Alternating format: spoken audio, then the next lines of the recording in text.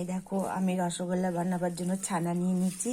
এই ছানাটাকে এখন হাতের চেটোর সাহায্যে ভালো করে মাখবো।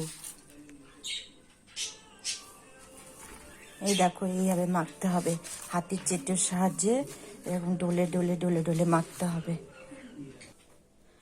এখন এর মধ্যে একটু ময়দা দিয়ে দিলাম, ময়দা দিয়ে আবার একটু ভালো করে মাখতে হবে।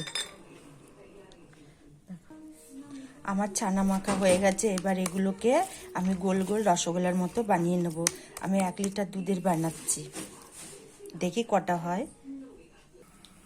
কড়াই বসিয়ে দিলাম। এখন দেখো এই যে কাপটা দেখতে পাচ্ছ, 1 কাপ চিনি দেব আর এটার 5 গ্লাস জল দেব।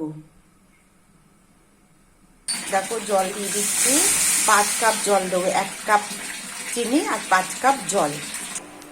এই দেখো চিনি শিরাটা টকবক করে ফুটছে। এখন আমি এই রসগোল্লাগুলো গোল গোল করে রেখেছি না, এগুলো আমি এখন দিয়ে দেবো একটা একটা করে। যখন খুব ফুটবে তখনই দিতে হবে, এটা কম আঁচে হয় না, বেশি আঁচ দরকার হয়। এই সব দিয়ে দিচ্ছি।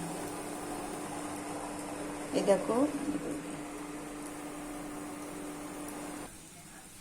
এই দেখো রসগোল্লা কেমন করে ড্যান্স করছে, টকবক করে ফুটছে, ড্যান্স করছে রসগোল্লা। দেখো ভালো লাগছে না দেখতে? এই দেখো আমার রসগোল্লা রেডি। কে কে খাবে তাড়াতাড়ি চলে আসো, নাহলে শেষ হয়ে যাবে।